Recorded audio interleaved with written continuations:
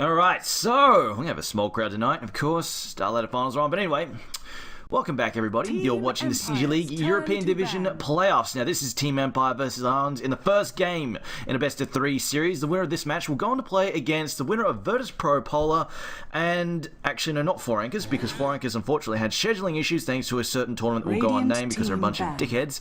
But 4 Anchors have had to pull out, unfortunately, so they've been replaced by Denial Esports, I'm pretty sure. VP, I think, were offered first because they finished ahead of Denial, but they have the MSI Beat It tournament, so couldn't make it either.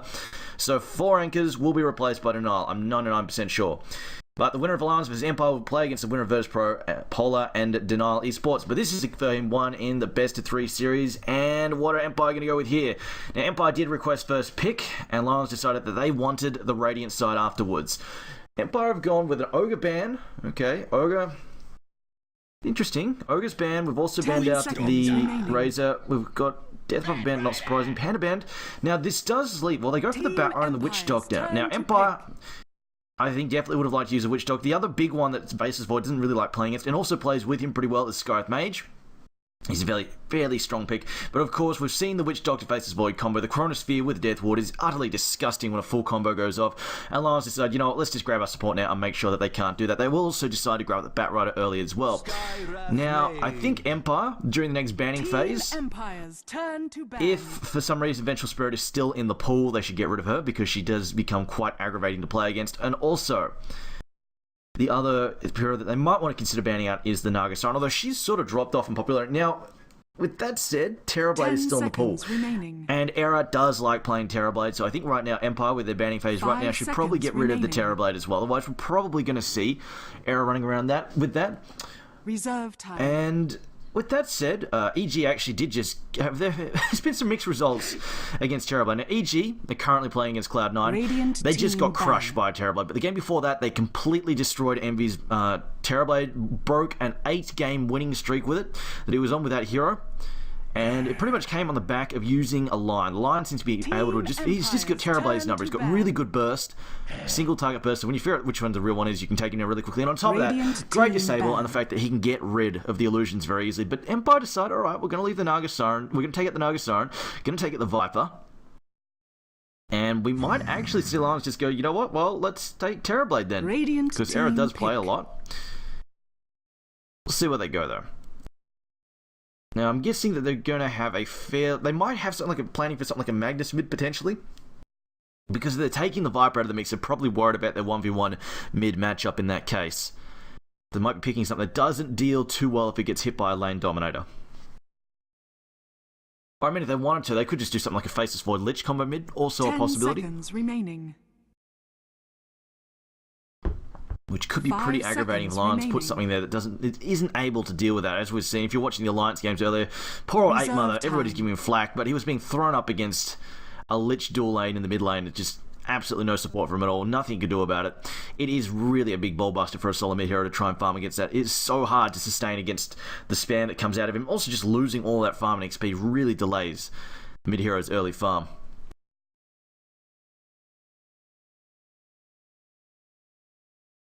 But Lajons going to take their time. I thought they'd just go for Terrorblade, but we'll see what they do here instead. I guess they've got to be careful at the Faceless Void, obviously, can just make even the hardest carry worthless just by locking him down. They can just find that burst within that. They might actually even want something like a Tidehunter just to blink in and throw the Ravage or something like that. Try and slow things down, but they are going to go with a Morphling instead. Okay. So Empire, if they're feeling greedy, I've seen, well, actually, even Lajons, if they're feeling great. Actually, I saw LGD do a draft where they actually they ran both Morphling and a Terrorblade in the same draft. It was greedy as all hell, but they made it work against DK. They just completely ran him over with it. But I don't think Lajons will be doing the same thing just because Era does play the Morphling fairly frequently, so I think he'll be going with that. The question is whether or not it goes in the mid lane. That could be something that they might be planning to do. I feel like the offlane is probably already picked up in the Batrider, so Witch Doctor... Reserve time. Could be... Well, I mean, they could still try and run an offense trial if they wanted to, but it really depends whether this Morphling is safe lane or mid lane. And quite possibly Lajons are still deciding that themselves. Just see, alright, well, let's see how this pans out. They might get something annoying in the mid lane, we'll see. Now, they are playing at Morphling into the Scarith Major. That can be pretty frustrating. Getting Silence really just cuts down on Morphling survivability. And of course, Ancient Seal with the damage amplification is also pretty damn painful as well. But Empire decide, okay, let's pick up the Vengeful Spirit. That way we don't have to worry about Void having to deal with that.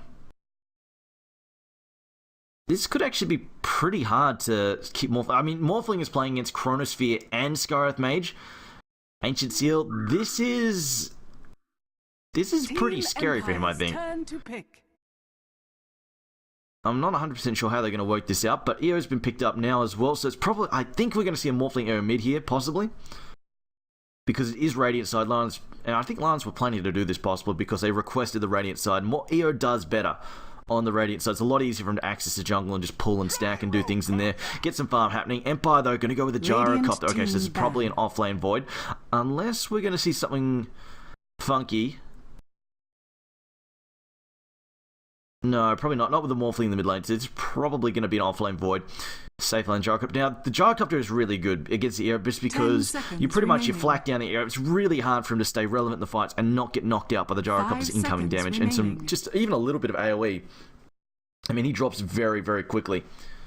On the plus side, this is a Morphling EO against... This is a Morphling EO and they've got the Witch Doctor heal as well. So if you think the Witch Doctor's heal is already absurd, imagine when it's getting doubled down the tether. It just gets even more irritating to deal with. But it does require these three heroes to clump up to try and abuse that, which means Faceless Void could quite easily just chrono them all and wipe them all out. So, yeah, it's good on paper, but I don't know how well it's going to do just because against the Chronosphere it could be tricky. Reserve time. On the flip side, they do have some decent pick off. The Batrider at least can try and isolate. Well, no, they can't even. They pick the Vengeful Spirit against the Batrider. Actually, no, Batrider has no chance to isolate here. That's actually a pretty big problem. Batrider can jump in, blink in, lasso, and the Vengeful Spirit will immediately swap out his target. Or swap the Batrider even. So, I don't think Bat's going to be as useful as they want. I think that was a very smart draft there by Empire.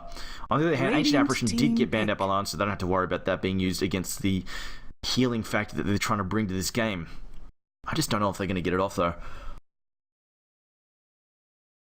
On the plus side, I'm pretty sure the Witch Doctor heal persists through Chronosphere. So if he turns it on and they're busy doing the little triangle of doom with the healing ability, with Witch Doctor healing both EO and Morphling the tether at the same time, Faceless Void might jump in and discover, you know what, I actually can't kill them because the heal is still running. So we'll see. 5 seconds remaining. Reserve time. But Jakiro being last banned here by Empire. A core Jakiro from Lajons would have been... I don't think so. I think they need some teamfight control right about now. They need some kind of answer to the Faceless Void issue. I think even a Magnus would be pretty solid here as well. To Magnus as well, especially since he can go to the offlane again. He can go safe lane, or he can go safe lane farm against a Faceless Void offlane very easily. And the Empower with the Morphling is really, really strong as well. Just gives him a ton of extra damage. But Lions actually banned that out, so never mind, it's not happening. They did have the first pick, so they weren't planning to pick it, because obviously you don't want Empire to have RP and Chronosphere and cooldown, that's just asking for trouble. But it looks like they weren't planning to pick it, and they will go with a Sven instead. Okay, so everything I just said has completely been turned on its head. This looks more like an AFK farming Morphling with Batrider, Witch Doctor, Sven, and EO trying to cause trouble, create map pressure, and just buy room for Morphling to farm out of control. Now, this is good on paper, it's a good idea, but it can backfire pretty heavily. And it's not easy to execute when you jump. They will really need to slow down the face of the void because otherwise if you're jumping into... If you're trying to initiate and let's push early into Chronospheres, it's not easy, to say the least. And on top of that, they actually have... Even if Sven gets the early armor aura, the Warcry, it's not that effective against Empire because they do have some really good AoE firepower as well with the Gyrocopter there, cooldown, Rocket Barrage, damage, and they go... It's also going to help you. Any extra silence I can throw in against the Morphling is going to be super useful. Does fall off a bit late game, but between Jarok and Faceless Void, I think they have the firepower necessary to answer Morphling and Sven in the late game. The question, I think, is more when My Nuts goes. How much